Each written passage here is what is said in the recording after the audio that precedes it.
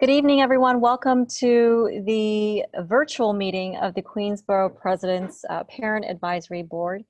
For those who may not know, my name is Sharon Lee, and I have the honor and the privilege to serve as your acting Queensborough President.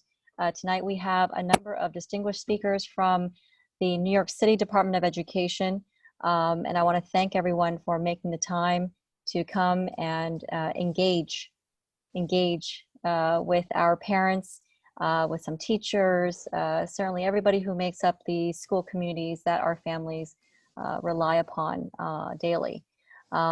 Before we begin, I just want to say a couple of things. You know, the Parent Advisory Board is something that is a tradition, if you will, that I've had the privilege to inherit. I know that the Borough President's Office here at Borough Hall, we have held it near monthly, if not at least quarterly, for years now.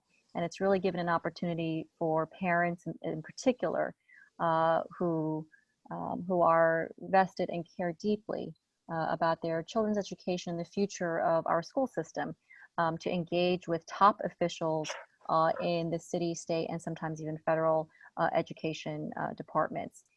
So tonight we have a couple of folks from the New York City Department of Education. As we mentioned, we have Deputy Chancellor Adrienne Austin.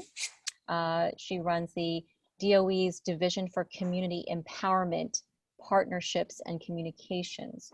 We also have from the Chief Academic Officer's office, Chief of Staff, Katie Maro. We also have from the DOE Office of Student Enrollment, Sarah Kleinhandler. And then, of course, two officials that we know very well here in the Borough families. We have Executive Superintendent for Queens North, Mabel Muniz Sarduy, who covers school districts 24, 25, 26, and 30. And then, of course, Executive Superintendent for Queens South, Dr. Andre Spencer, who covers school districts 27, 28, and 29.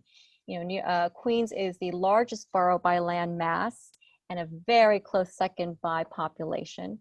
But we do have a lot of school districts that are the pride and joy of our borough and that ensure the future of our borough and our families are bright.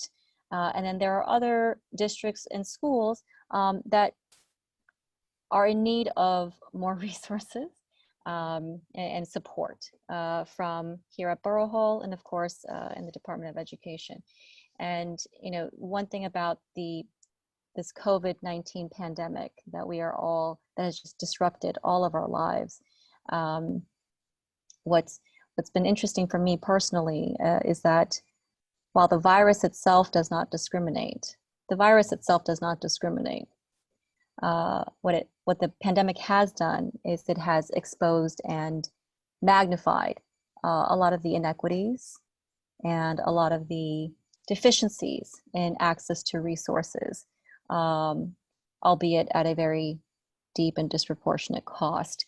But in terms of the continuity and the consistency of our kids' education, because our kids' education does not stop even for a global pandemic. Our partners in the Department of Education, our teachers, our school administrators, the school workers, everywhere from people who are continuing to make sure that the schools are school custodians, the administrative staff, everyone who makes our school communities continue to run in such an unprecedented time. You know, the pandemic has really magnified also who are essential. And every single person in this room and every single person who is logging in online, who is thoroughly vested in the future of our kids and our communities, we know that everyone who makes our schools great are absolutely essential. And it's been made more clear than ever just how vital you have been if you're logging in. So I want to make sure that you know that everyone appreciates you, and we're going to do everything we can to back up that appreciation with action in the coming months and years as we hopefully recover sooner than later from this pandemic. And so with that, I'd like to open the floor to our guest speakers. We will hear from them one by one. They will grace us with some comments and some of the questions that they do anticipate. And then they have graciously agreed to try to reserve as much of tonight as possible to the dynamic question and answer period that will be led by, of course, my Director for Education, Monica Gutierrez, as well as my colleague, Carolina Gill, who happens to be one of our fiscal officers in our budget department. And so with that, I believe I should turn it over to Deputy Chancellor Austin. Welcome back. Thank you. Good evening, Madam Borough President. Thank you for your leadership and all you're doing on behalf of your communities in Queens. Thank you also to Ms. Gutierrez for the work you do to support our Queens families. And thank you to the parents who are joining us this evening. These are incredibly challenging times for all of us, and I really appreciate the opportunity to share information with our families about what we're doing in public education and how to access resources. So with that, I'm going to share just some top lines about what's happening in DOE. We are doing our best to bridge the digital divide, and we're doing that by providing tablets to all families that need them so that students can access remote learning.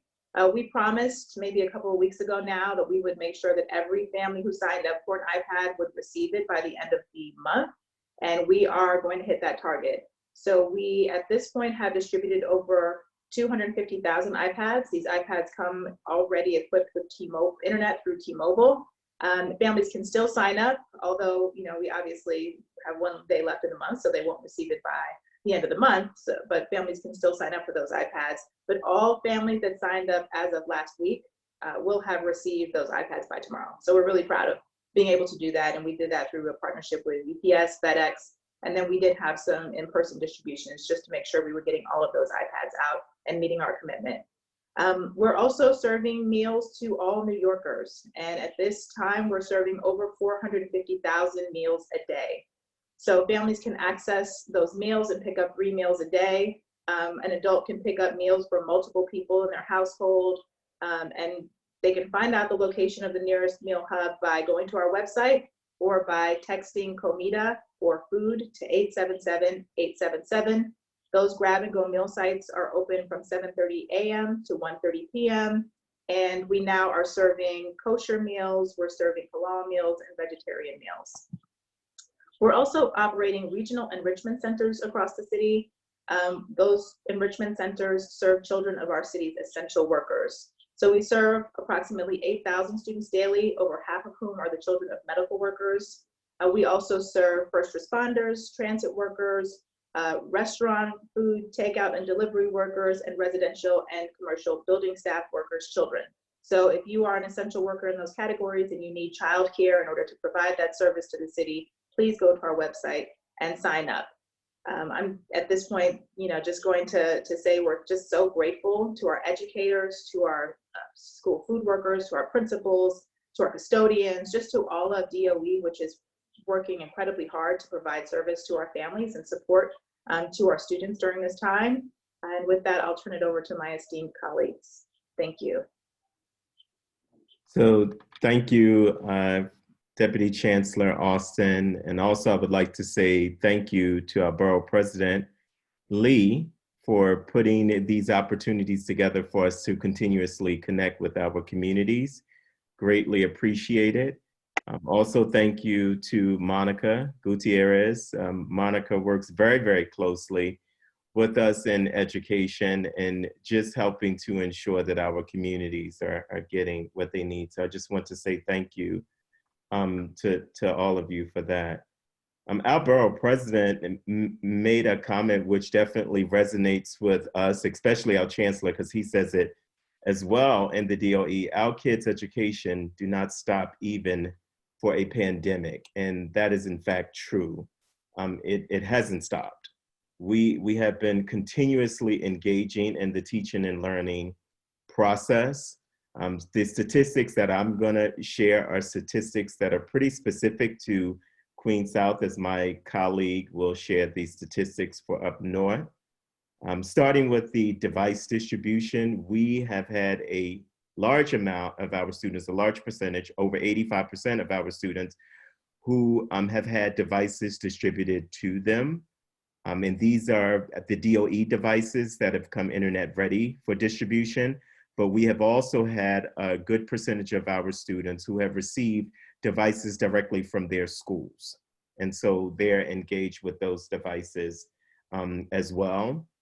We are continuously working with our students in Queens South and monitoring the delivery of the devices. So there is a hub that the DOE has that allows us to look up when the devices will be delivered to homes for our students, to allow us to be able to communicate with families that when the device is expected to arrive at their homes. And each of our districts are engaged with that. In addition to that, we are looking at a lot of social emotional aspects around this whole pandemic. And we know that this has taken a toll on many of our families and students, particularly our students who are seniors. And their graduation ceremonies and events will look very different than what we had anticipated when we started the school year in September. So in place for supporting our students around the social emotional aspect, we have developed a virtual crisis team that is responsible for supporting our students and our families, and our director for student support manages the crisis team, and she also deploys the crisis team whenever there is a need. We have sent out quite a bit of resources that's coming via DOE and or Queens South Borough office with regards to mindfulness activities. And these are mindfulness activities that parents can engage in with their child. These are mindfulness activities that teachers engage in with students when they're performing instructional practices, as well as teachers engaging in with their principal around some of the emotional stressors that we're seeing demonstrated perhaps in portions of our region. In fact, we have quite a bit of our principals who do early morning check-ins with mindfulness activities with their staff and with students. We have had several of our teaching staff to do car parades in the communities for students to actually just have a touch point so that students could see some of their teachers and to let them know that everything will be okay and we're going to make it through this, which is really important for us. We're also working on a Dollar Teacher event, and the Dollar Teacher event is pretty much around tutorial supports for our students who may have had some challenges during the instructional program component. This is something that I think will be manifested throughout the entire DOE, but particularly in Queens South, it's something that we have been seriously focusing and working on. As far as our grab and go sites, in District 27, we have 16 grab and go sites. District 28, we have 7. In District 29, we have 7 for a combination of 30. And these grab and go sites have been developed based on needs and geographical locations. And one I can say, we just added an additional grab and go site in the Rockaways where we were seeing a pretty great need. So that's something that we have been pretty excited about. For our regional education centers, we have a total of 7 throughout Queens South. And these are, as Deputy Chancellor Austin shared, are supports for our first responder students, but we also have situations where students who have come there to get whatever resources that they may be in need of. We have principals who are supervising these sites. They're voluntary for them to supervise these sites, as well as many of our teachers who have agreed to supervise. So we're just pleased and happy and excited to see that work happening throughout Queens South. So with that, I'm going to turn it over to my esteemed colleague up north, Mabel Sarduy, who will share some information about Queens North. Thank you. So good evening to everyone. Good evening, Borough President Sharon Lee. Thank you for having us here today. It's an opportunity to address the community of Queens. I want to thank Monica Gutierrez for always being an advocate for the families and being partners with the Department of Education in order to make sure that our parents receive anything they request. In Queens North, we have 165 schools. And before I give you the demographics, I want to say that these are unprecedented times. And I know that families have experienced death, family members who have passed, family members who are sick, family members who are really having hardships.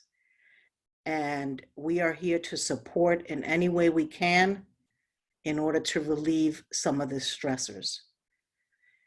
In Queens North, we have 165 schools, of which the top languages that we have are Spanish, 63%, Chinese, 21%, Bengali, 5%, Arabic, 3%, and Korean, 2%. I'm very proud to say we have 65 reward schools in Queens North as we continue to strive for excellence in all.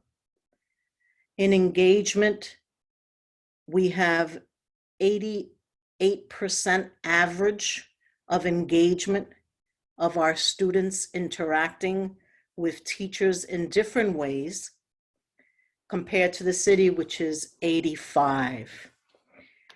In addition to that, we have children have requested devices, and the percent of devices, I am very excited to report, as of today, 94% of the devices in Queens North were delivered, shipped, and or sent. And we only have 6% to get to the 100 that have yet to be shipped. And I know, and I'm confident that tomorrow, hopefully those laptops will arrive for those children. That doesn't mean that children cannot continue to request. They can continue, parents can continue to request devices if they have that need. We also have regional enrichment centers. We have 8 regional enrichment centers that service the families of Queens. And we have many volunteers, parents, teachers, and we really appreciate them volunteering. We also have many activities for social emotional growth. Many of our schools have been trained through Yale University on Mark Brackett's social emotional mood meter. We also have different mindful activities. We partner with the Director of Crisis Management Institute. We also have Thrive Mental Health consultants in Queens North. We have 12 of them that work directly with our schools. We have continuously been training, especially now through the remote world. We continue to train guidance counselors, parent coordinators on deep breathing exercises for students, for parents. We hosted a 2-part self-care workshop for families, including rituals and routines for self-care. For the month of May, we're going to be having a series of parent workshops, especially for the early childhood, because the parents need to get ideas of what to do with our younger children. And that will start next week, May 7th through June 11th. And I will share those flyers and dates with Monica Gutierrez so that you can share with the community. Thank you. Great, thank you, everyone. I believe that concludes our sort of initial remarks, and mostly, well, entirely because we wanted to preserve as much of tonight to Q&A. And I just want to touch upon something real quick that I heard both of our executive superintendents mention, which is the trauma that is underway and very much a part of our children and our families' lives as we weather this pandemic and as well as recover from this pandemic. And so thank you again to everyone in this room and everyone at our schools for caring for the whole kid. Just so folks know, we did have a little over 300 RSVPs for tonight as of earlier this afternoon. As of now, we have 79 individuals logged in to our Zoom platform, as well as looks like a little over 134 folks streaming online through YouTube and our website. In case you just came through, wanted to remind folks to please type in their questions into the Q&A chat room, not the webinar chat room, just so that we can keep all the questions in one place and so that we can ensure that as many, if not all, questions are addressed by our experts here. And with that, I will turn this over to Monica Gutierrez, my Director for Education, as well as Carolina Gill to help facilitate this Q&A. Good evening, everybody. It's great to be here again, virtually this time around. So we're going to do the Q&A. I know there's several questions regarding the new grading process and the Regents exams that were canceled and the state exams. So we have several questions that were already submitted by the parents. The deadline was yesterday, April 29th. So that's in the queue here. And then if any of the parents have a question, like the borough president said, you can type it in and we will ask the question. So Carolina, if you can go with the question with Mr. Raymond Noreen. Perfect. Good evening, everyone. Thank you for joining us. We will start. This question was submitted by Mr. Raymond, and here it goes. My child will be starting middle school in September and was supposed to be taking a test in the summer to be placed in the honor classes. How are these exams being handled? Who would like to take that? I can take that question. Thank you, Dr. Spencer.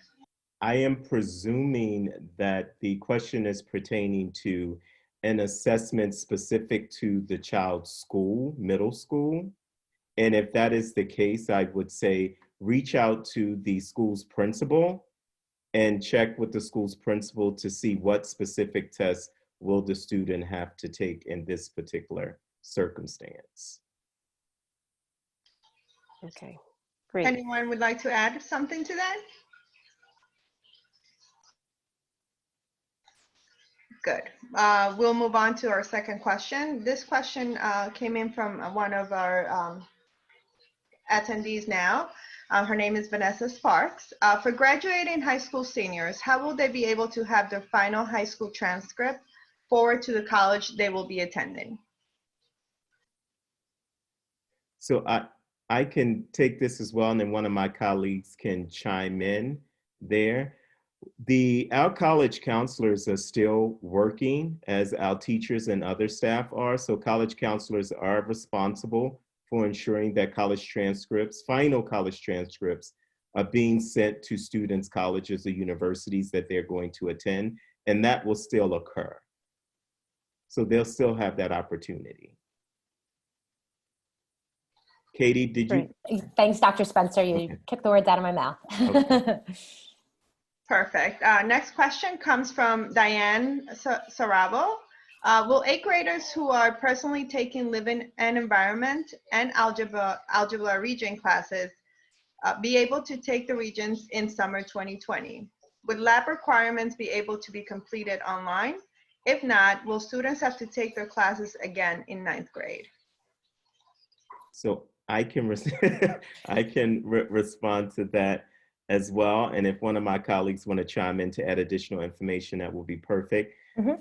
This year, the state has suspended all of the Regents exams. So students will not take the Regents exam for this year, or will have to take the Regents exam for this year.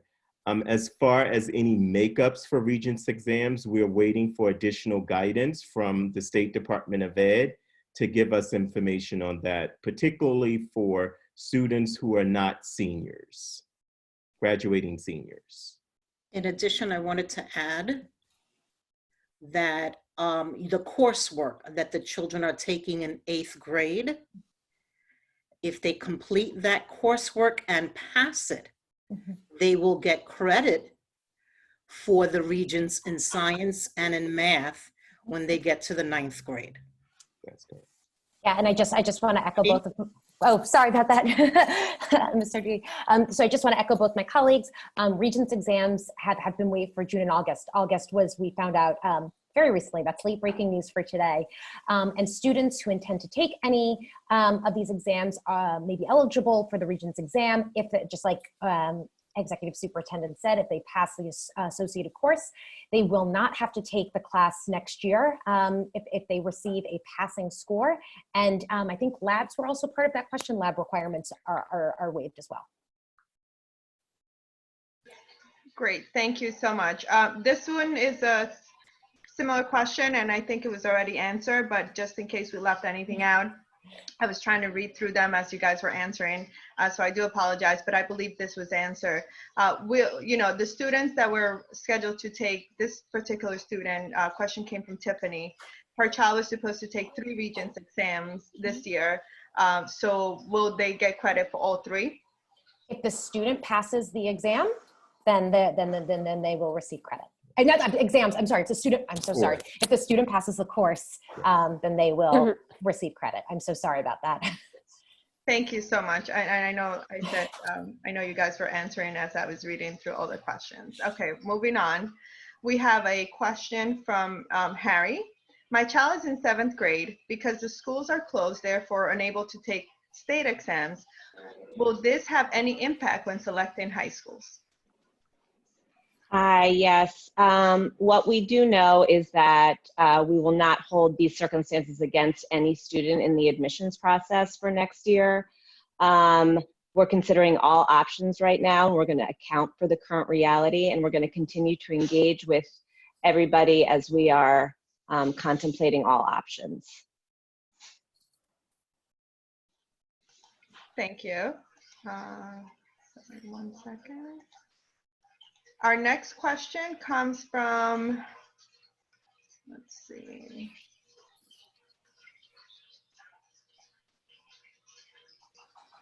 I apologize, I'm sorry. This question comes from one of the attendees right now, Amy.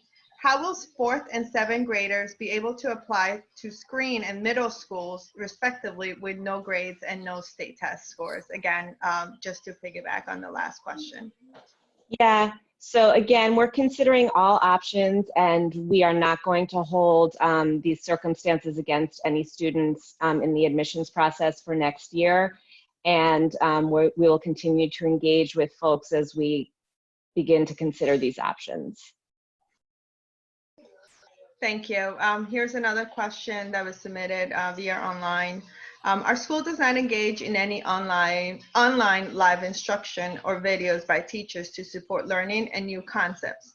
It becomes very difficult to teach 1st graders about new math and writing concepts. I understand that there's a conflict with the teachers union about online video conferencing, but why can't teachers record a video about a lesson and then post it?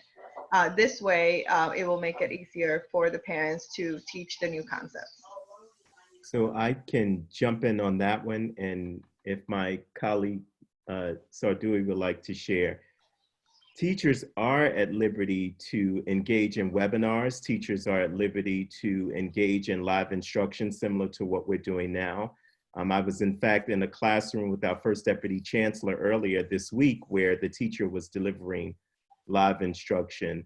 The teacher also has the liberty of being able to post assignments within the platform, and students log in to get the assignments and then get feedback from the teacher. So there are multiple ways at which teachers are having a touch point or some interaction with students, and webinars is an acceptable approach. If by chance the parent is asking, are there teachers at their school doing this? I would say perhaps connect with the school's principal on that.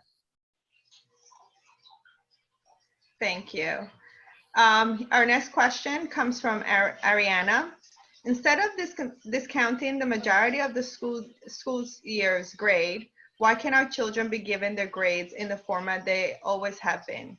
Why change to pass, fail, or satisfactory, or needs improvement? Teachers know their students and their work ethics. Children that have worked very hard all year and continue should be given the credit for their hard work. Children that are facing hardships, their grades should be handled differently. And again, their teachers should know their circumstances and keep them with more fair grading system. I can jump in on that one. So we announced our grading policy this week, and I just want to say to thank you to all the feedback and emails and people who participated in town halls that we heard from our parents and from our community members. So things that were important and our guiding principles for this were that we had what we heard across the city was that it was important that there was a consistent policy throughout the city, that regardless of where you are going to school, that this would be the policy for while we're in remote instruction. We also wanted to ensure that we had a policy that was going to be fair for all students, and that was understanding, like our executive superintendents referenced before, the trauma that students are going through. Similar to the question that Dr. Spencer just answered about the live instruction, and we heard about for especially parents with elementary school students, we know what's going into this, and we know the support families are giving at home, and we wanted to make sure that there was flexibility in the grading policy. And so that's why we went with the binary, and I'm happy to talk about this more. I wasn't sure if we wanted to do a walkthrough of the grading policy, but I'm happy to do that. But that's why we went through for an approach that was multifaceted, that we have a binary approach for our elementary school students for K-5, that we have an approach for our middle school students that is similar to what we are doing for our elementary school students, with the additional item of having it be a course in progress for students who may need a little additional time given the circumstances to finish the course. And it's why for our high school students that we went for a process of that we are going with the existing grading scales that schools have, but then there is an option for students and their families to choose to have a pass, or what will be reflected on their transcript as a CR for credit, and that and as well as the option for a course in progress in lieu of a failing grade for this semester. And if I may add, Of course. I wanted to share that excellence is not compromised here. That we are grading students in a holistic manner. For this quarter, where the pandemic is here, we don't want any child to be penalized. In the child's report card, in the STARS system, we're gonna have comments from teachers, and we're gonna have grades that reflect the first, second, third, depending on how many semesters your school has. So that is taken totally into consideration. So if your child is a 90 average or higher, that is not taken away from them in this policy. And I just wanted to make that clear. Thank you so much, Executive Superintendent. And I think that's one of the pieces that marking period grades will remain. And so it's the final grade that will reflect this new grading scale. Thank you so much. Yeah, we've been getting some questions that you addressed. You know, they were, one of the questions was, you know, this didn't happen until March, and why are grades in school before March not being used at all? So it's, and they are being. Right, so I'm glad, you know, I'm very glad that you clarified that. So I just want to make sure that that was asked. And so the person that asked hopefully was still here and got their answer. Okay, here we go.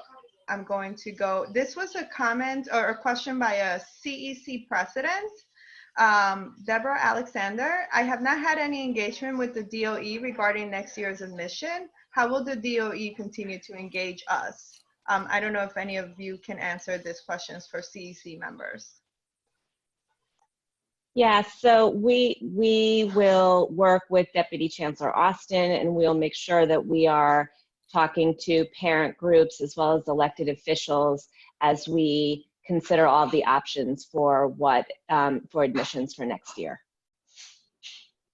And to add to that, I will also say that superintendents are also coordinating with both of those divisions as they're working with their CECs to actually bring that information to meetings, along with all other information that will be forthcoming. But I would say if someone has a question around that, it would be really good to reach out to the superintendent and make the superintendent aware so that the superintendent can galvanize his support on the DOE end.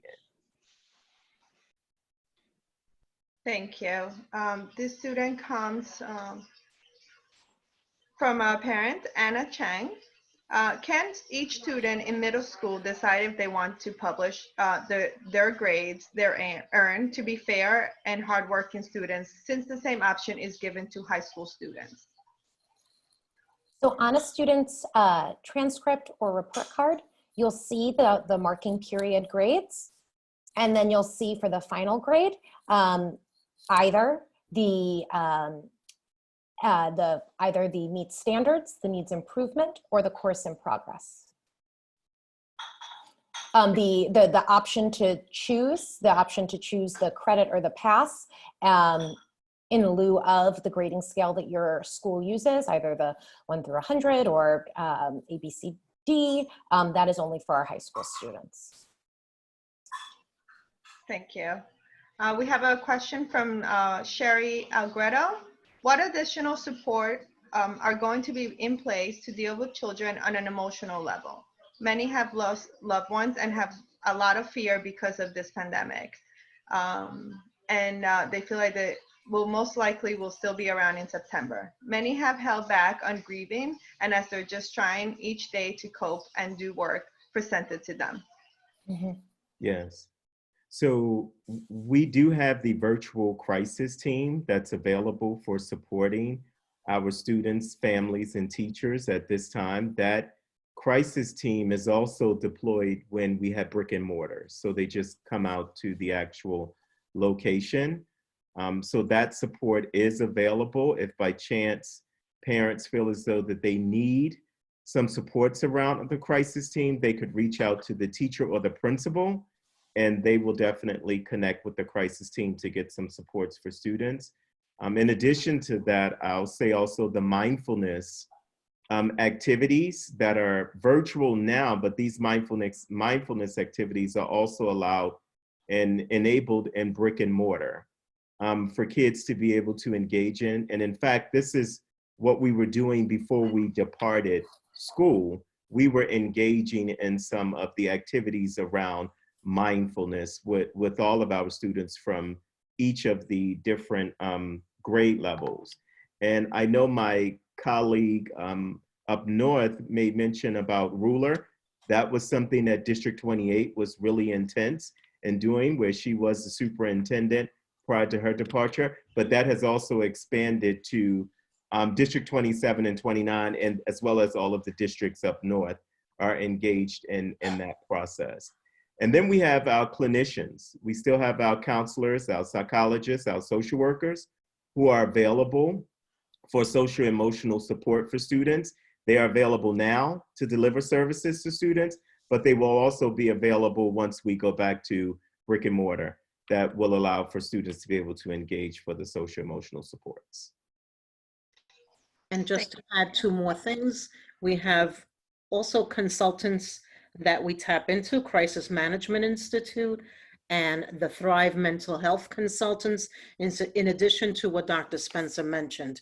So if a parent is in need, guardian or student, please reach out to your guidance counselor, your teacher, your principal. They will be able to guide you and support you in getting the assistance you need. You're not alone out there, and it's important that you share it with someone. And so I do want to apologize at this time because I'm going to have to hop off for another engagement that I had scheduled. But I first want to say thank you to our Borough President Lee, and thank you to Monica Gutierrez, and thank you to our parents and our community members for the opportunity. If there's anything that any of our parents or family members need with regards to Queen South, please do not hesitate to reach out, and we will get you the supports that you need. So thank you very much for this opportunity. And everyone, please be safe and have a great evening. Thank you, Dr. Spencer, for participating tonight. We appreciate it. Thank you. All right, Okay. we're going to move on to the next question. This one comes from a parent. What are the resources being provided for children with IEPs? I can answer this one. So at the start of this, when we first engaged in remote instruction, schools were completing remote learning plans for students with IEPs to lay out what the services provided during this time will be. We also have our related service providers are engaging in this work with our students to ensure that students are receiving services while engaged in remote instruction. We're also, for our teachers, the DOE, as part of our rollout for remote instruction, created what we're calling the Teach Hub for our staff. And on this, we have resources both by third parties who are providing supports for, including for our special education students. We also have curricular resources, which also include special education materials and supports for our teachers. And if you are a parent that has any concerns, please reach out to special education at schools.nyc.gov. We have we have staff working, maintaining that email address, and we would, if there are any specific concerns, it's our job to address it. And in addition to that, in Queens North, we're going to have a series of workshops beginning in next week. And we are cross-functional, so we're going to have a specialist around the ELS students, as well as our special needs students. And again, as my colleague Katie mentioned, each school has, and every child has a remote learning plan, and parents have to share consent if you want to have these services like speech, OT, PT, via computer. So we will need consent from the parents to do so. But our special needs students, we will provide workshops for parents continuously, as well as support them in any way that is needed in the classroom. But we expect the same amount of rigor and work in the classroom for our special needs students, as well as our multilingual students, just in different fashions, right? With different supports for the needs of children. Thank you so much. This is another question regarding the new grading policy. We strongly disagree with the DOE proposed grading policy. It discourages children to learn and teachers to teach. Furthermore, since the state tests are gone, the entire year's grade fall down to just the binary pass and fail. What would be used for the screening middle school and high school admissions? Yes, we have 3 months of remote learning, which families found frustrating. Then why not use the normal 6 months accumulated performances as a final grading base? Thank you. So I can take the first part, and then Sarah, do you mind if I Pass it. Sure. Pass it to you? Okay. Of course. So I see the chat, and I see that, and I appreciate the passion, and I appreciate the advocacy for our students. We heard a lot of voices going into this, and it was it is a tricky policy. It is an intricate policy, and there was, we knew that there were parts that people were going to be really excited about and on board with, and there were going to be pieces that people may be frustrated with the DOE for. It was important to us that we had a system that was flexible, that regardless of your situation, that we were taking that into account, and that we are including. So there will be a place for these grades to be seen.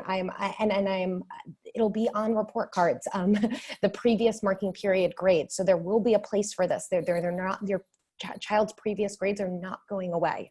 And so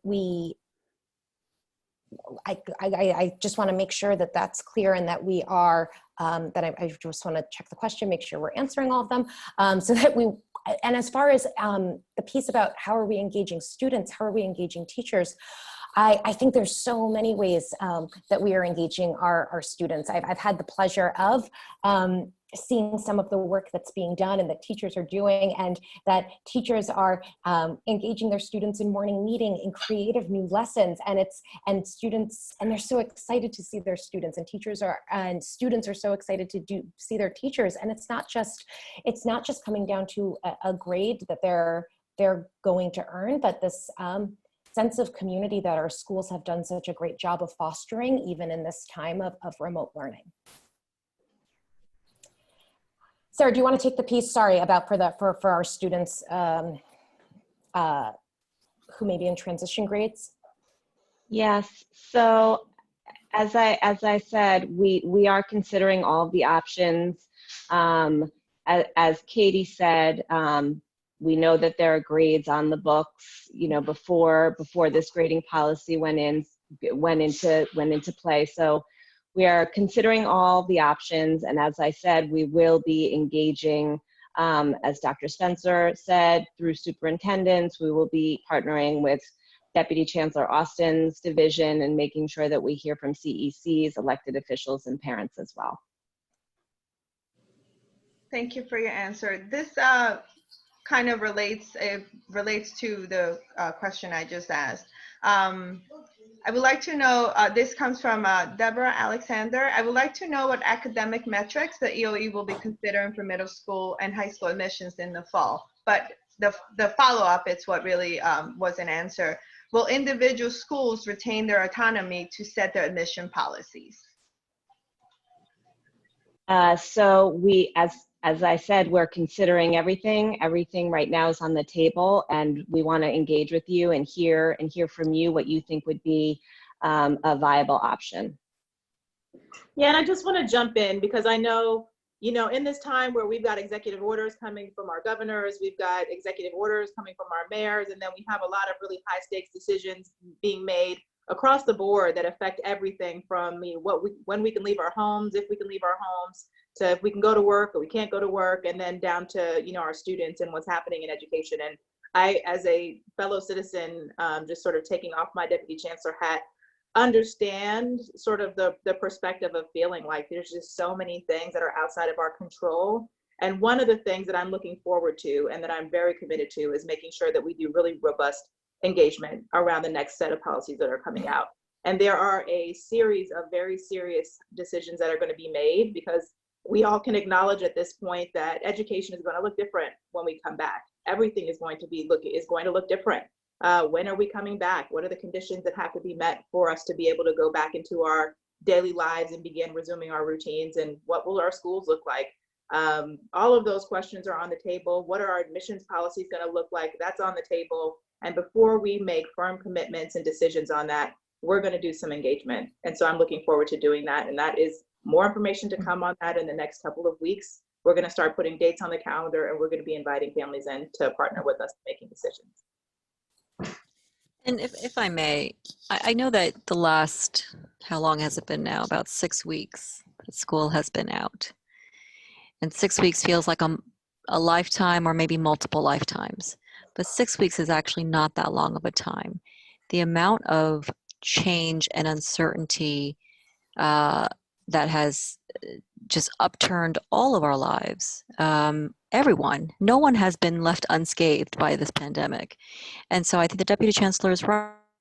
in moments of crisis, one of the things that we must try to do is be as flexible and as nimble as possible for the short term. This is not going to be definitive or defined. And I understand there are high emotions, especially compounded by the uncertainty and seeking from the Department of Education and seeking from the mayor and the governor and from government some finite and definitive timeline and standards and et cetera.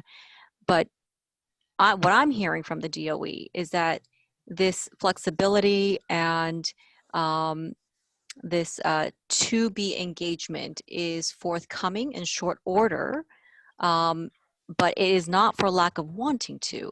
The pandemic has required of us to be as flexible as possible, because if you remember, even now, we are not certain what the next 3-4 weeks will look like. We have a sense, but anyone who tells you what the next a month from now exactly what we will look like as a society is lying to you or just pretending.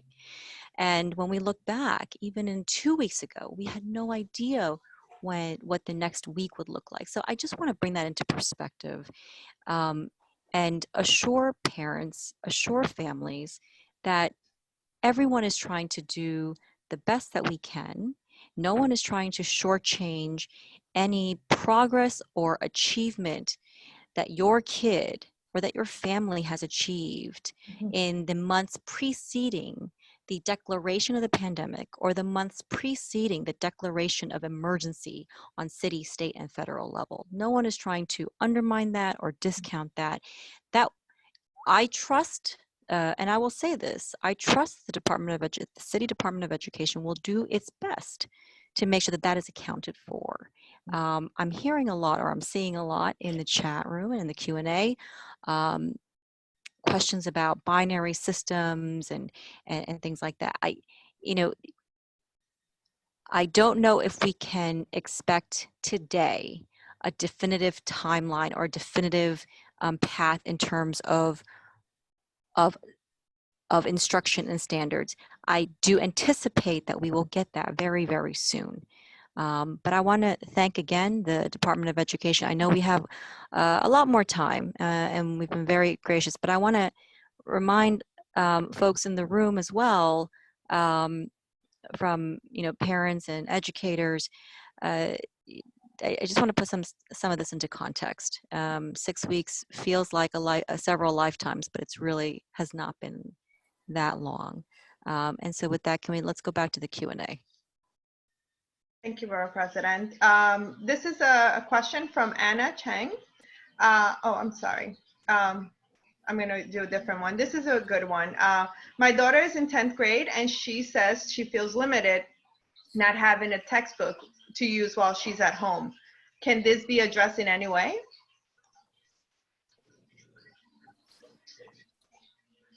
Can anyone answer that question? Can I ask a follow-up question? Is the student being asked to do work from this textbook? I don't know if this is a live question or not. I'm sorry. It came from our Q&A. Unfortunately, it's from an anonymous attendee, so I can't ask them. Okay. So if the parent is still here and would like to add that answer that question, then we can get back to that. Okay. Thank you. I guess just generally we can say, we have encouraged, and the Chancellor has encouraged our teachers to be flexible. Yeah. That's where they are. This process is not about penalizing students. This process is not about, trying to ask something that's unreasonable of students during this time. We know that there are households where family members have passed away, immediate family members, in some cases people's parents or parent has passed away. We know that there are families where children are sharing devices. I've heard of stories where, one older sibling is helping a younger sibling access remote learning during the day, while a parent who's an essential worker is working the front lines. We've seen the food lines in Queens where, 7-8 blocks long, where people have food insecurity and have trouble accessing meals. So we're seeing all of that.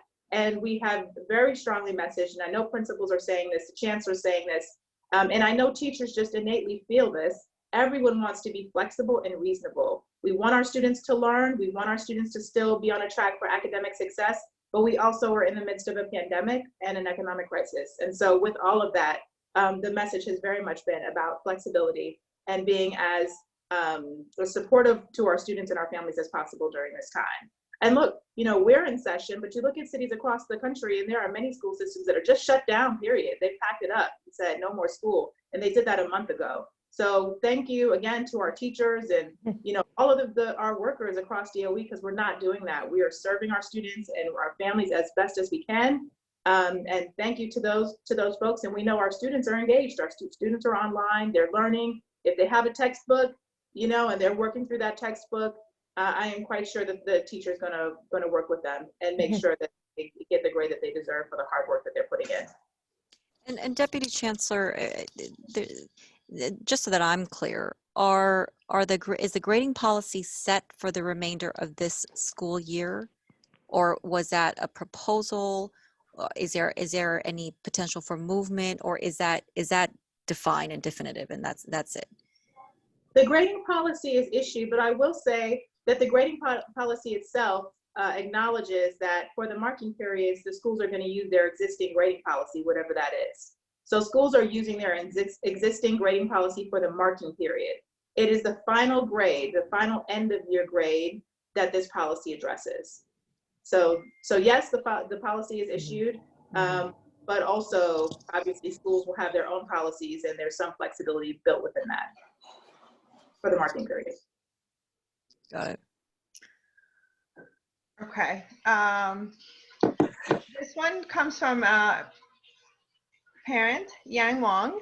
Is there a requirement for teachers to have FaceTime with students? Parents have concerns about their kids in both elementary and high school having zero FaceTime with their teachers.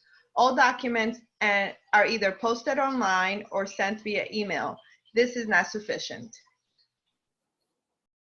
So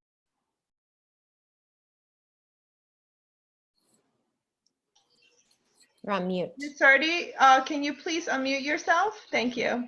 thank you. We are constantly talking to our union partners around student engagement. But again, during this time, student engagement, we encourage live time. It could be a video that the teacher puts a video of herself or himself teaching the lesson and then post it. Video chat, emails, giving feedback to the children on assignments that were submitted. These are different ways of engagement.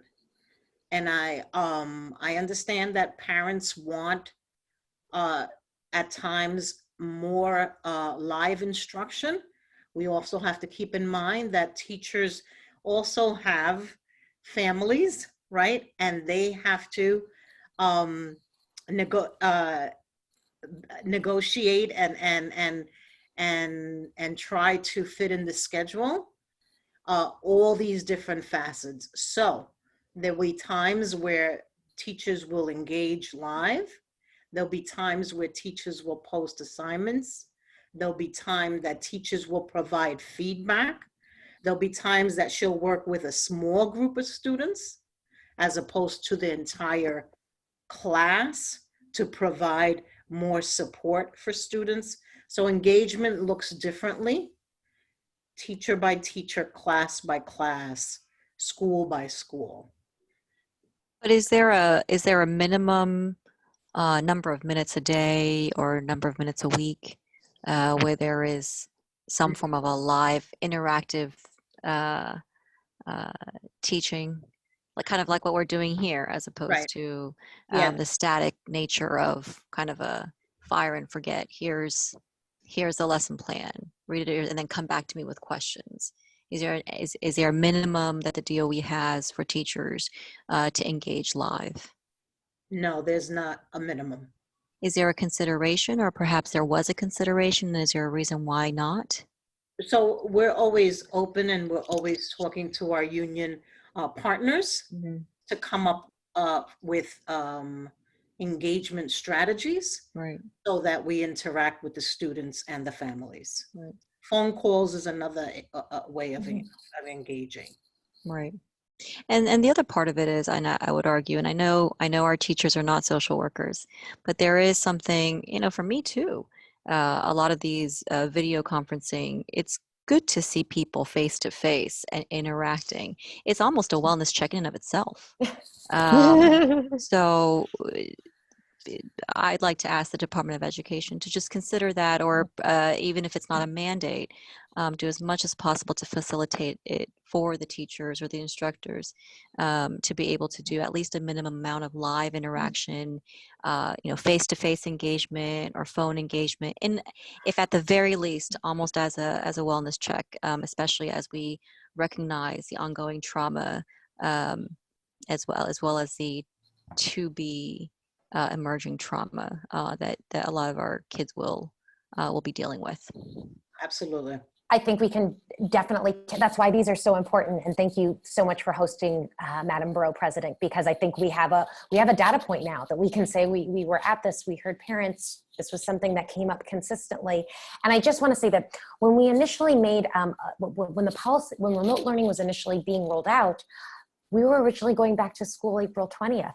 And it was a couple of weeks ago that the mayor and the chancellor announced and said, the health and safety of our students and our staff are paramount. We're going to do this for the rest of the school year. And I think as we are saying, this is our reality for May for May and the month of June, that I think we're open to having these discussions, especially when we're hearing this very powerful voice from our constituents. And at the same time, I would like to also emphasize that teachers are human too. And the staff and the administrator, everyone involved is very, very human. And so maybe a minimum would be helpful, but to expect superhuman ness from people who are very human. If anything, the pandemic should be inspiring more empathy and compassion in multiple ways. And that includes also to our teachers who have been very, very selfless. I would argue very, very selfless.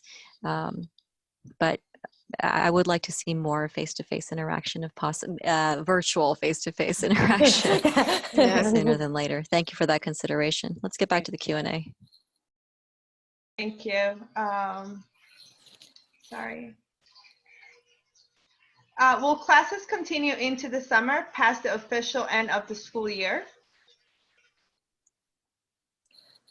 So we have, so summer school is one of the things that we are working on right now. So there will be, we are keeping our calendar right now that will be the 1920 school year will finish at the end of June. And then part of the reason that the grading policy, one of the things to come out of it was to identify students who will need additional supports. And we'll be using the summer months to implement that. But we're right now working out the details for our summer programs.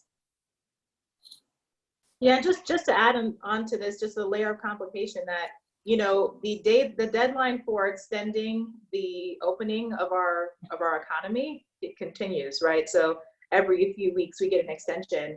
And at this time, we don't know. We are hopeful that we'll be able to resume and get back to some form of normalcy in the summer, but we don't know enough to know that yet. Mm-hmm. So we are putting together plans, and thankfully we have enough time to really be thoughtful about how we're going to handle the summer. But just want to sort of frame expectations that we don't know what's going to happen in the summer yet, and it depends a lot on what happens with the pandemic.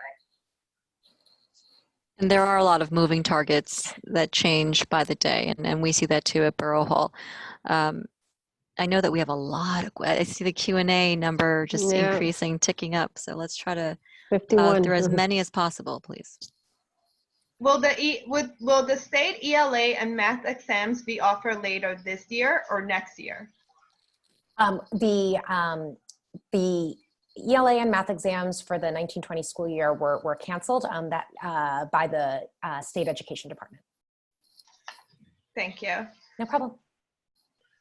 Regarding the new current grading policy, does need improvement mean that the student needs to attend summer school? We are working out all of those details right now. Thank you. No problem. And to follow up, when should parents anticipate some guidance? And I understand it's moving target, and but roughly, if it does require some form of summer school, virtual summer school. Yep, we're hoping in the next couple of weeks to get that Thank you. information out, but also about who would qualify for summer school. We know that would be dependent on these final grades that students would be getting. Right. Okay. Okay. What should parents do when they do not speak English? What and how will they get help when helping their kids do their schoolwork when there's a language barrier issue? Mm-hmm. Is there any team or service that they can be referred to? Yep, that's a great question. So I can get an email address that I can share with you to put in the chat. And we also we've heard this, and we know it has been tricky for some families. So a couple of things that we're doing on our family-facing website. Our family website can be translated into the 10 languages that the DOE translates things into as part of our Chancellor's regulation. So that's a great place to find up-to-date information about what's happening. Your schools should be translating notices that are going home to keep families informed. We're also partnering with Google right now and are hoping to release something in the next couple of weeks with webinars in parents' languages about how to access things like Google Classroom. And I can share an email address if there are questions that parents have about other supports that may be needed. Yeah, just to add one more support, there's free online homework tutoring offered in Spanish by the New York City Library. So if folks go to the New York City Library webpage and sign up, the children qualify for online homework help. And it is a live tutor that's available from 2 to 11 p.m. For live tutoring in Spanish and English. Great, thank you for sharing that information. Next question, how are you going to schedule all the IEP meetings for special ed students? Great question. So our IEP meetings are still taking place. If your child has an IEP and they have their annual review coming up, the school should be reaching out to you just like they normally would. You should getting the notices of the meeting, and then parents have always been able to attend meetings via telephone, but now I think we have this new tool of teleconferences that we're using. So meetings should still be taking place, just either over the phone or through secure channels like Microsoft Teams, Google Hangouts, etc. Thank you. As you mentioned before, you're taking all the comments to bring back to DOE, and this keeps coming up. Why didn't middle school students receive the same option as high school, and as most 8th graders are taking Regents? This is regarding the grading policy. So I know we talked about it, we touched up on it, but it keeps coming up, so I just wanted to bring it up again. Nope, I appreciate it. We think about things. We think about students developmentally. Before coming to the DOE and working here, I was a teacher. I taught kindergarten, 1st and 3rd grade, and then I was in a middle school. I was in a middle school as well, and what a lot of research shows is that our middle school students frequently may need similar supports to our elementary school students, and we're taking that into account, and just also how thinking once again a consistent, equitable policy across the city, that it made more sense to loop them into, if we were thinking about middle school as a whole, it made more sense to consider thinking about our 6th and our 7th graders, to loop them in, to have a policy that was more similar to our elementary school than to our high school. All right, thank you. Okay. Again, my daughter is in 7th grade, and this grade is looked at heavily for high school admissions. How would the high schools take into consideration when making a choice or on whether or not your child is accepted into the high school? Hi, as I said, we are considering all options. We are going to engage. Everything is on the table. We hear you about grades that are in the books, and we're going to begin engagement again with parent groups, CECs, and elected officials to inform that policy. And I just want to say that this comes back to consistency across the city. All students have this policy. It's not something that's different by borough or by school. And so it is an even playing field. We were trying to ensure that the playing field was even for our students. Thank you. This one, DOE had not contacted parents, kids, and teachers regarding the new grading policy change. Regarding admission for middle school and high schools this fall, how can we trust DOE to make proper decisions if they refuse to hear from parents or ignore parents' opinions again? I just want to say, I can only make a commitment for my division, which is the Division of Community Empowerment, Partnerships, and Communications, and I have been in contact with the Deputy Chancellor that oversees admissions, Josh Wallach, and we've talked about this, and we're committed to this. So we are going to do engagement on admissions. So I hear the skepticism or the fears. We hear it loud and clear, and we're going to make good on the commitment. Thank you. Thank you for that. Here's another one. Would you please start to think in plan B in case the schools can open in September? This is because there isn't yet the cure for COVID-19, and continuing the time to find the current plus the time to try it, and it will become a vaccine or an anticorp. I'm sorry. So this parent doesn't feel there's enough time to come up with a vaccine or a cure. Is DOE thinking of a plan B in case schools can open in September? Yeah, I mean, I think, these are big questions that we all have, right? What's going to happen in the future? What's going to happen 2 months from now, 3 months from now, 6 months from now? And none of us have clear answers. So, my advice, and at least the advice that I'm taking for myself, is to take things one day at a time. We are certainly planning for the best case scenario, and the best case scenario is that the virus, the pandemic, begins to become under control, and we're in a position to go back into schools in the fall. That is our hope. That's what we're planning for. But obviously, if that's not a possibility, we will have a contingency plan, and we will do what we've done for the last few, I want to say 6 weeks or more, which is we'll figure it out, and we'll create a solid plan and make sure that our children are well taken care of and that their education is a top priority. For those families speaking languages other than Spanish, like Chinese and Korean, Google Translate might not be totally accurate. Will there be a live tutor for homework help like Spanish for those languages too?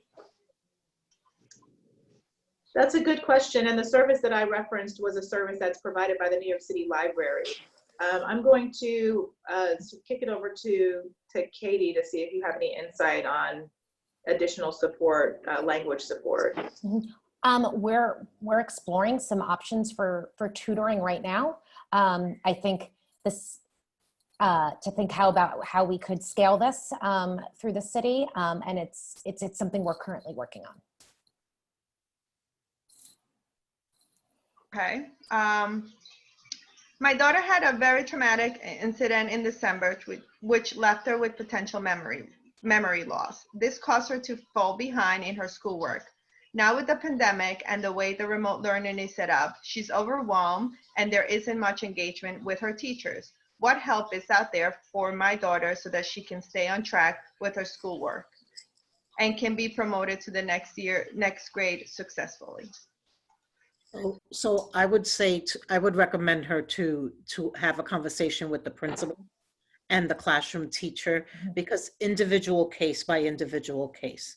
I don't know the exact needs that this individual child needs and the supports, but we want to make sure that children get the support they need and that no one is penalized. From what the text, the email says, is she was behind in December, and now parent feels that she's not, the teacher is not engaging. So it's important that she reaches out to either the guidance counselor, the parent coordinator, or the principal, so that we can put things in place to help support this child. Is there an additional teacher that can support small groups of children so that this particular child can get the services she or he needs? Thank you so much. Here's another question. How have teachers been trained to teach online and work on Google Classrooms? Some of the teachers at my son's school are very tech savvy, but many are not. When I used to get trained at certain workshops, I was expected to master it almost instantly. What can DOE do to help the educators? So I'll speak for Queens North. In Queens North, we had, and we continue to have, and citywide, computer champions. And each district identified between 12 and 20 technology experts before we went remote. For the first 3 weeks in Queens North, we had a Queens North helpline for the staff. We did a series of workshops around Google Classroom, the different platforms, and that's continuous. Now these technology experts are assigned to each of our districts. The superintendents know who these technology experts are, so that if any additional teachers need more, they've done one-on-one professional learning with teachers, small groups, and large groups for the past 6 weeks. But if still there's a teacher out there who needs support, please reach out to your principal so that we can get you at the borough office the support that you need in order to learn the different platforms. Since we're all home, this is a really good question. Is there a way that students can have group activity lessons like gym, exercise, or dance at least once a week? Is that something that DOE can try to put together? That's definitely a good advice. We'll consider that. Thank you. Okay. How do parents stay engaged as DOE continues to set new policies and make decisions? Is there an email list parents should subscribe to, or a website that puts upcoming information? Yes, I would encourage all of our families to go to our website, www.schools.nyc.gov, for information about there are resources, academic resources and curriculum resources, activities for parents to do with children, in addition to all sorts of just information about what's happening across DOE. I'd also suggest the city's website. The New York City website actually has, I want to say the administrative ACS has a page that just has a series of resources for families on rental assistance to free gym activities sponsored by the YMCA. I think they have courses now that people can log on to, just a series of resources. So I would suggest both of those websites. Thank you. A lot of the questions have been regarding middle school and high school admission. This one is, how will the grading policy for high school juniors and seniors affect their college admission requirements?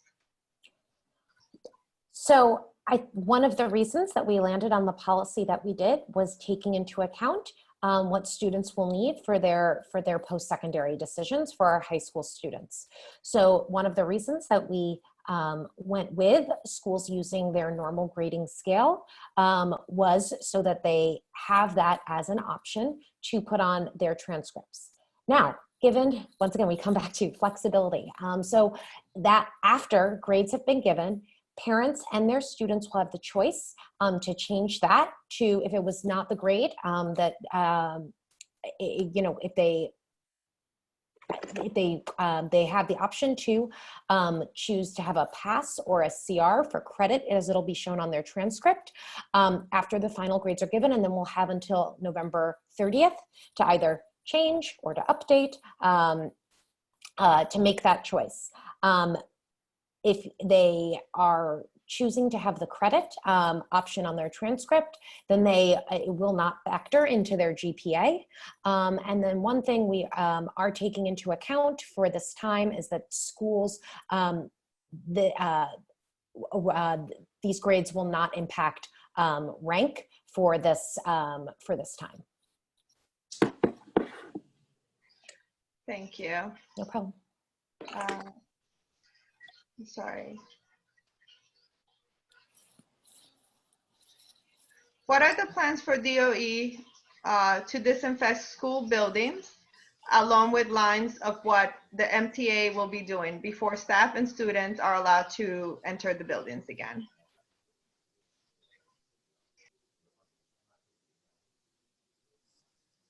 So all schools we have schools open now, you know, through rec sites and through food distribution sites. And every night they're disinfected to ensure that staff and students are safe. That's our first and foremost priority.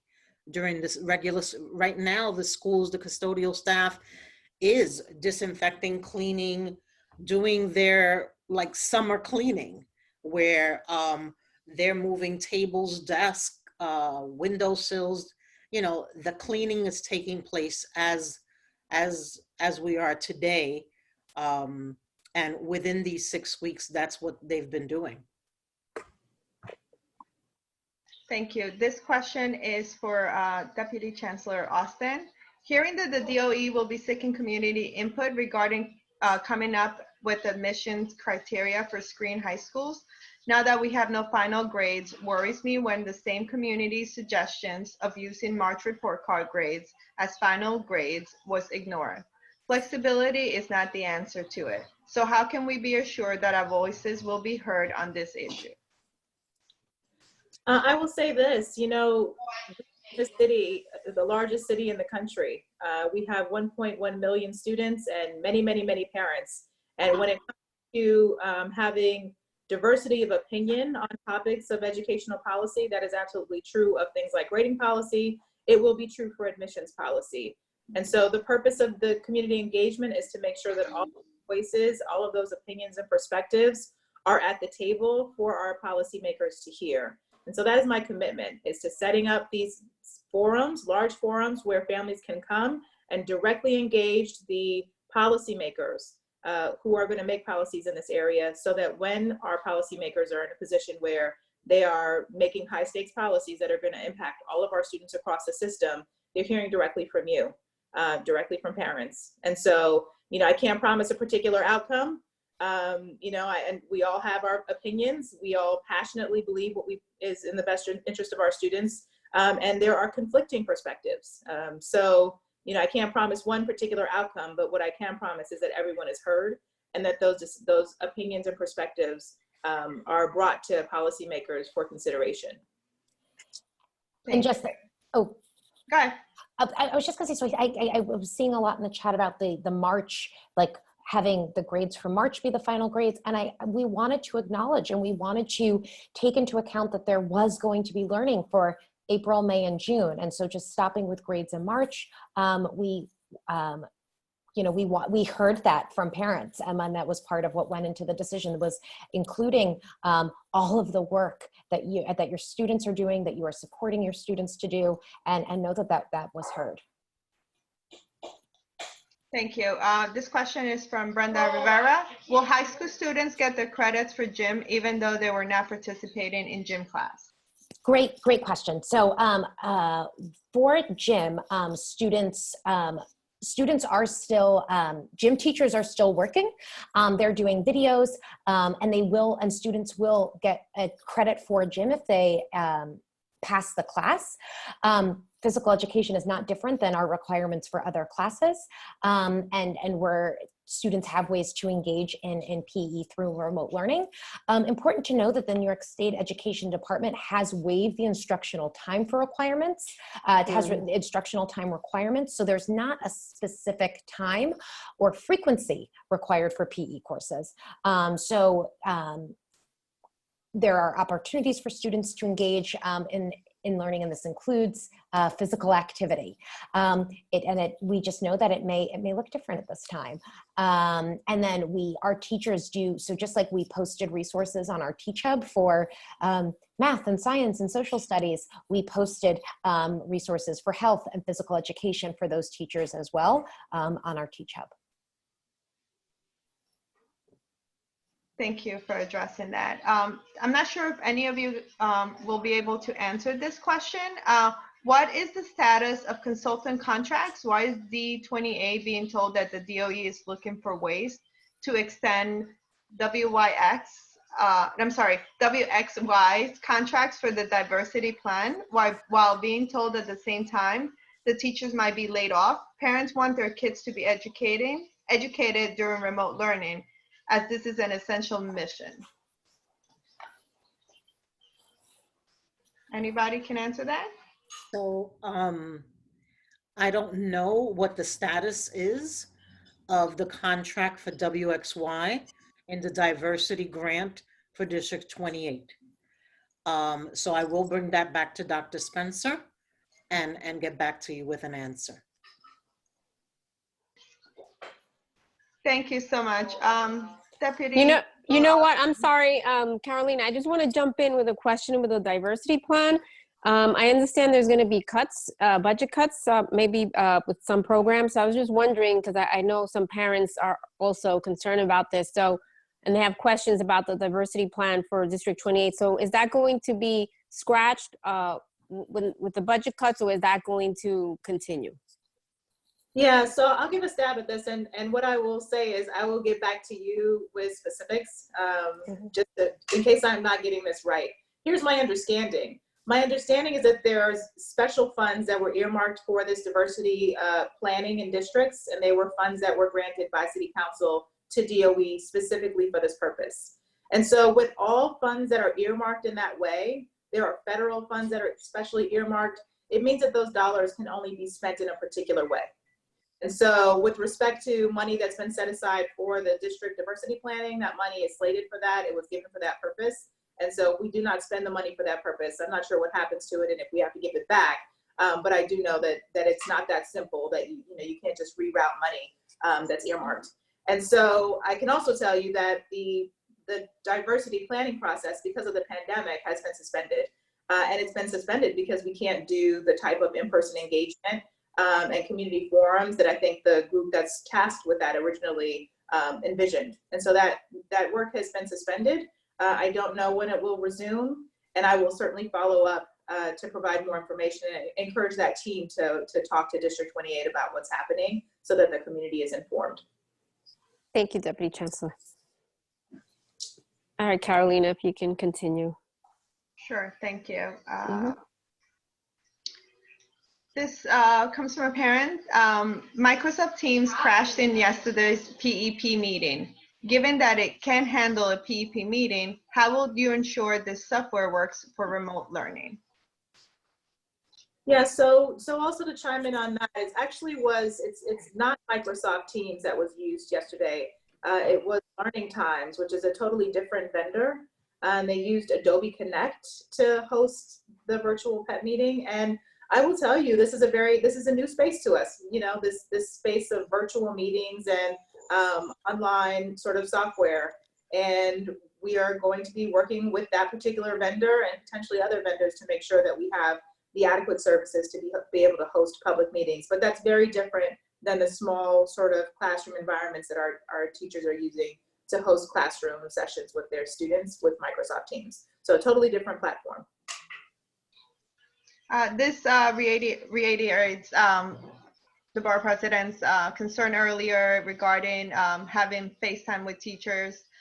This parent wants to know, why are some school districts using Google Hangouts or Zoom daily when other school districts are not, and what can be done to encourage more teachers to engage with their students live? We want to thank the parent who voiced that opinion. We will engage with our union partners to dialogue about more live engagement in the classrooms. But again, there are different ways that the teacher engages, and not necessarily just live. When a teacher checks the assignment and provides feedback, that's a way of making sure if the child needs to revise something. A teacher will call, a teacher will work with a small group. So there are many ways that the teacher engages during the course of a week. Thank you. I'm sorry. Oh, I lost it. With the new grading policy, the average the 75 average student and the 99 average student will get the same grade. Why should students work hard then for the rest of the school year? So like we said before, I think there's many reasons that we want to engage students, and that we want teachers to work with their students, and that we are working with our schools and our principals and our teachers to make sure that's happening. We wanted to ensure that there was flexibility in this policy, to meet the needs of all students, knowing what is happening at this time. Great. This is from a parent from district, I believe, 24. How will kids get their senior dues refunded, given that graduation trips, proms, and yearbooks are canceled? So the school is working with the vendors and the attorneys so that we can see how we can refund some of these monies. I know that families are very concerned about this. So further guidance will come, but the principals are working with the different vendors to see if they can release some of that money that was put out. You know, for example, some of the catering places that the schools have provided a deposit for is not at the school, right? It's at the vendors' facilities. So schools are having difficulty reaching these vendors during this pandemic. So each school is working with the attorneys from the Department of Education so that we can see how we can support each family with this. Thank you. I know this question was answered already. I believe this parent came in a little late, so she would still like to hear the answer. Her daughter is currently a junior and on track to complete Advanced Regents Diploma. With Regents being suspended, will she be entitled to receive an Advanced Regents Diploma? Yep. So because our Regents exams are suspended for June and August, students who receive passing grades in their Regents courses are eligible for this exemption. Thank you.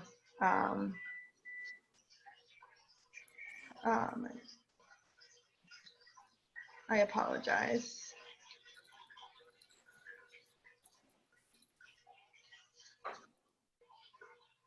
This is, again, it's regarding the grading policy. As a parent of a 7th grader, I am concerned about the new grading system. My daughter has made it onto the principal's list every report card since she started middle school. Grades are very important to her. She would like to attend a top high school. I am concerned that not allowing children to get a 4th quarter number grade may hinder the schools in their evaluation process for entrance. It is unfair to have a letter grade if it can be detrimental to kids who have worked hard to achieve much in middle school. I know you're trying to level the playing field, but this does not benefit kids like my daughter. In fact, they might be detrimental to her future. Why can those parents choose numbers of a letter grade? So first off, that's quite an accomplishment for your daughter, and you must be very proud of her, and that's exciting and a testament to the work that she is doing, and I'm sure that you're supporting her with. So first off, that. So for so we have a policy that we and like Sarah said, we're still working on our I'm sorry, not our assessment, but for what our policy admissions. Thanks, guys. Yeah. We're still working on the admissions policy, but we wanted to take into account during this time, knowing what our families are going through, knowing the different circumstances that are happening with access to devices, with what's happening in their homes with their family members, or even students who unfortunately, or God forbid, may be sick, but that we wanted there to be flexibility in our grading policy. And like we said at the start, consistency was important so that all students have this policy, so that all students will be applying, and the admissions process will be this. All students are impacted by the same grading policy. So we'll have a policy that reflects what, and that is for the for this time period. I'd also seen, I don't know, I'm not trying to jump ahead, but there was a question about like for the grading policy, if this will go further. This is for this time period for now. So it started Monday. It is for this time period. And then once the remote learning period is over, then we'll reassess and return to our previous policies. Sharon, Board President, you're still muted. Thanks, Carolina. Just a time check. We've got about 15 minutes left, so I think we have plenty of time for a couple more questions. I'm pleased to see that we have answered more questions than left open. And also, as of now, we still have about 61 active parents and educators in the room engaging. And we have had a little under 300 total unique visitors, and currently still 47 watching live. All right, let's get through as many more questions as possible. Thanks, Carolina. You're doing a great job. Thank you. This is IEP season, and with so many families still not having access to technology, how are we ensuring that each family is involved in the IEP process? And for those with IEP annual meetings, how are we ensuring language access for those who are proficient in other languages? Great. So for the first, how are we ensuring families are involved? Our IEP meetings can absolutely be taking place over the phone. Sorry, when I was talking before about the teleconferencing, it does not have to be for families through teleconference, but families can participate by phone, just like they were able to prior to this remote learning period. So apologies if there's confusion based on something I said. For the second piece, for the translation, schools have access to, our schools must ensure that there is translation for our families, and there is a language line that our staff have access to, so that they can ensure that our meetings are in the preferred language of the family, so that the family's participation is authentic and with integrity. And once again, I'll make a Go ahead, please. And if there are any questions, can email specialeducation@schools.nyc.gov. Team, can we get that email address into the webinar chat for folks? And I see that we saw a brief cameo by the deputy to the deputy chancellor. Hello, deputy to the deputy. All right, let's go back to Q&A. Oh. Okay. Can anyone answer on the topic that the mayor and chancellor mentioned, an NX or credit in progress that can go all the way into January 2021? How would that work? Yep. So we, when we first started, when we were creating the policy, we wanted to ensure that students had sufficient time to complete the work. What the NX stands for is course in progress, and students are receiving this grade if there is insufficient work to calculate a final grade. So students will have additional time to complete that work until January, and then if the work is not completed by then, we will be ensuring that students have support, that staff are informed about how to support, but then the grade would change to a no credit. Thank you.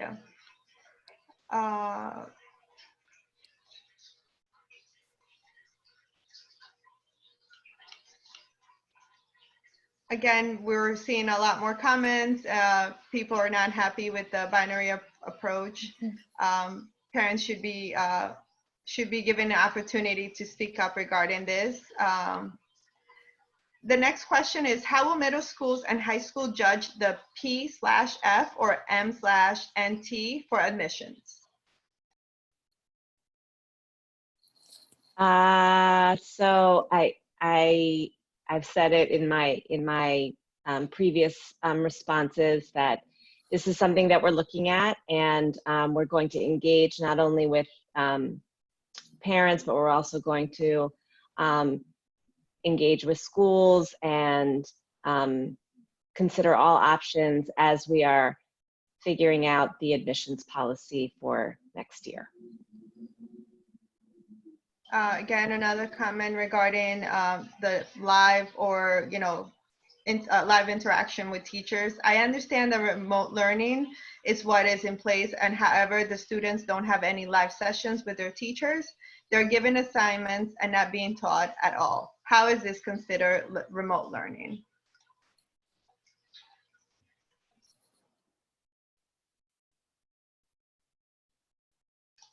So the teachers engage in multiple ways, but I hear the concerns of the parents wanting the live instruction.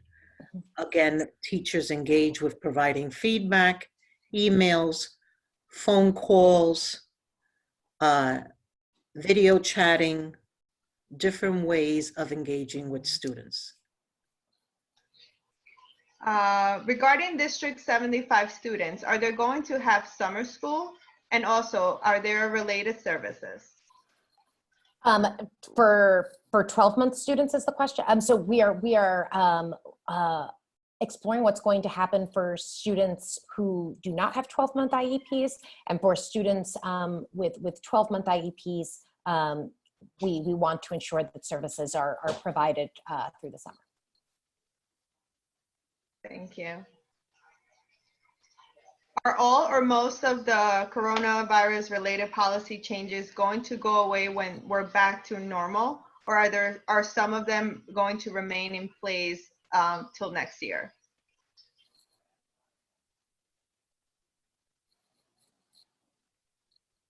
Hi, yeah, that's a great question.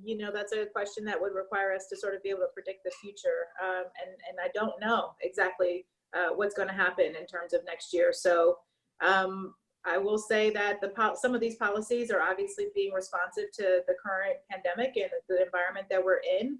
But I do believe that there are a lot of changes in terms of what's going to happen in the next, 3 to 6 to 9 months in education. And so it's going to be important that we stay engaged. It's important that your voices are heard, and we will keep you in the loop, and you'll be a part of every process and decision that we make. So again, unfortunately, I can't give more clarity than that on that question. This is for our office. Will there be additional meetings like this periodically where parents are being updated about remote learning? Well, And we we're, have the parent, yeah, Borough President, go ahead. we have our parent advisory board meetings periodically, typically about monthly or bi-monthly. This is the first time we're doing this virtually, and I want to take this moment to thank my team at Borough Hall, many of whom are on the screen. Of course, Monica Gutierrez, Carolina Gill, Ariela Davidoff, and of course our host, Emmanuel Rodriguez, as well as several others who are not on the screen, but also helping turn this along. We will consider the suggestion for future parent advisory board meetings, perhaps. That's actually a great idea, and thank you for that suggestion. Okay, I have a daughter in 7th grade now. How will the high school application process be handled in the fall? And also, how will the SAT test be handled? So again, we are working on coming up with something around high school admissions. And as Deputy Chancellor Austin said, we will be beginning some robust engagement. In terms of the SAT, we, as everybody, are monitoring the health crisis. And as the fall approaches, we will know more then. So that, because that is when the SAT is given. Okay, why were iPads a device of choice when an inexpensive Chromebook or Dell laptop with a built-in keyboard, in my opinion, better serves the older students who need to type for assignments? And I can relate to that because I'm more of a PC and Android person myself. Great question.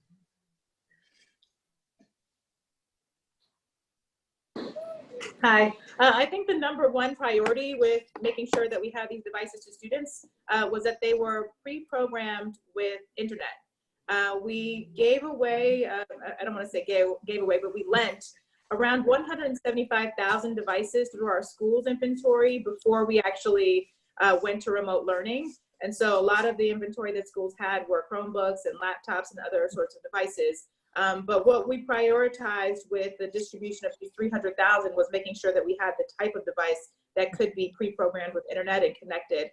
And so those are decisions that were made in a thoughtful way. And I realize people have preferences here. There is when it comes to like devices and, you know, what people consider more user-friendly.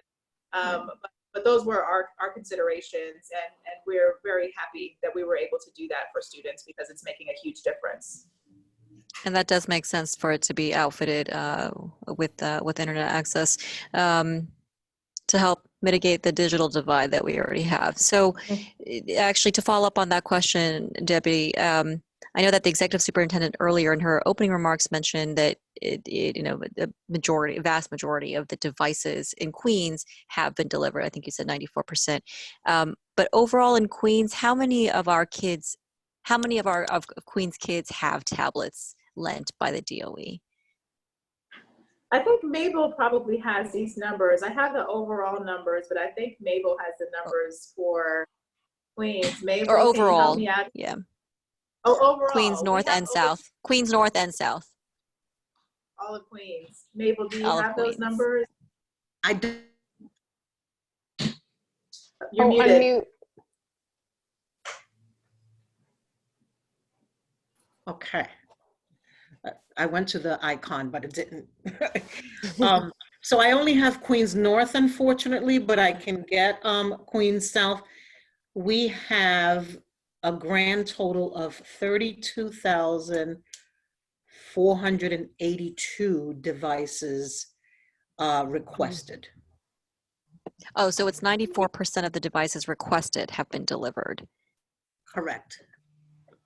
Okay, so is that presuming that students or families who did not request the device already have some mechanism? Correct. Okay. And for parents who have not requested and now feel, because now feel they don't want to share with another sibling, or it's getting more difficult, you know, they still have an opportunity to get a device. Okay. Here's a question. What is the latest gifted and talented admission policy? Does the pandemic change any existing process and procedures? So the gifted and talented score reports for this year just came out, so parents should be in receipt of that. As of right now, everything for gifted and talented is staying the same. Great. This one, does the DOE have a plan for remote learning for those children who cannot look at the screen due to sensory or other neurological issues, especially if this were to happen for the next school year? Good question. So we are working with our special education team very closely for students who that may be such an issue. Executive superintendent, so I don't know if you want to jump in at all with this, but that would be something that a principal and the student's teacher should be working closely with that family in those instances. And but something that we have kept in mind and something that we know for some of our students is an issue.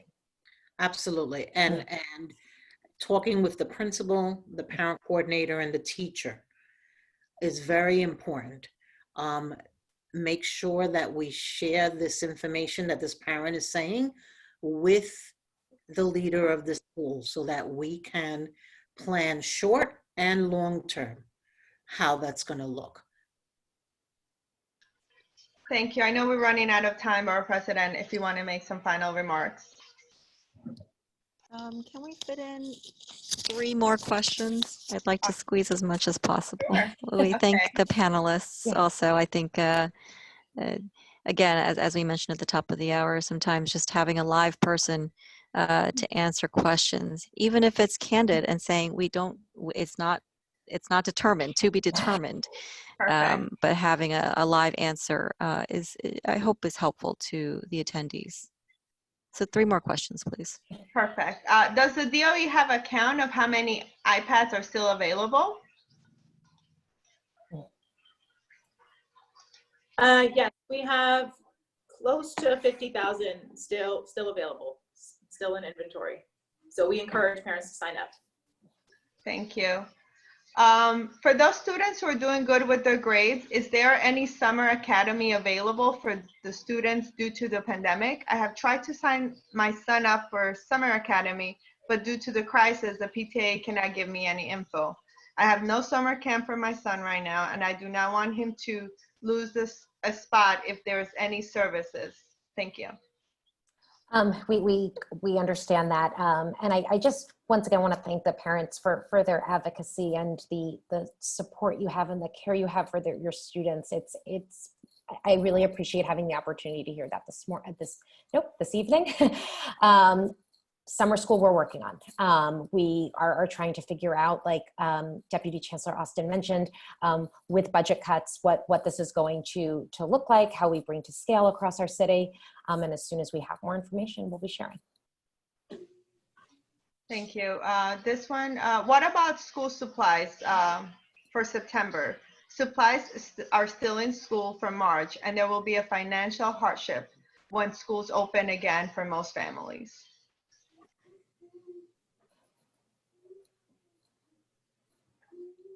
So I guess I'll try to answer the question as best as I can.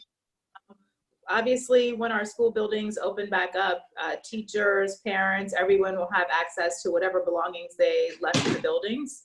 And so as soon as that happens, parents will be able to retrieve whatever belongings that they left there. You know, when it comes to ordering supplies for next year and figuring out all of that, obviously, you know, we're going to have to assess and give more information as things unfold. Thank you. So I think we are at the 8:02 mark, and we want to be respectful of our panelists' time. You've been very generous. I think we took in about 90 minutes of Q&A, which is, again, I am grateful for that. I will take a point of privilege. I see one last question in here that says, this is a student named Gideon in Astoria. are we going to have to wear masks when we go back to school? Good question. That's a great question. I think, all of us have these kinds of questions in our minds. We just don't know what it's going to look like when we go back.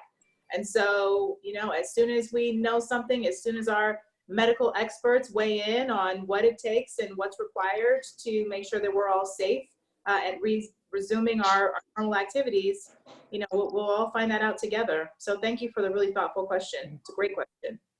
And Gideon, I want to thank you also for your question, and keep paying attention to the research and to the health officials, that they will guide us in the correct manner. Safety first. Absolutely, and that's a great way to close this meeting. And I want to affirm a lot of the themes I heard tonight over the last 90 to 120 minutes. And we hear all of it. And to our officials from the DOE, thank you for listening and thank you for being candid and honest, which are two of the same thing, but thank you for being honest about the answers that are there, the decisions that are there, and the decisions that are to be determined. I did hear some deep, deep concern from parents over the course of the past 2 hours about the binary grading and the MEET standards. I did hear a lot of deep concerns about the uncertainty, specifically with regard to summer, which is right around the corner, as well as the upcoming school year, because predictability is really key when it comes to taking care of your family as much as possible. But we are in this together as one borough. And so we thank you for your commitment to our kids and to our families. We hope that this was yet again painless, and we hope that you will take up our invitation again in the near future to come back and answer more questions. And again, there's tremendous value in hearing live answers to questions. So thank you very much for your valuable time that you've shared with us tonight. And with that, I will conclude this meeting. Thank you to all the parents and the educators out there and the students out there who have joined us. We hope it was somewhat illuminating, but also that if nothing else, you are assured that the city and the borough, we are listening to you. We hear you, we share your deep concerns. We are doing everything possible to mitigate as much pain and disruption that this pandemic has and continues to cause. We will let you know of the next Parent Advisory Board meeting. Once we set it, it'll be sooner than later. And again, thank you to my team at Borough Hall for facilitating and coordinating and organizing, I think, a fairly smooth Parent Advisory Board meeting. And with that, we will conclude. Have a wonderful, wonderful evening and stay safe.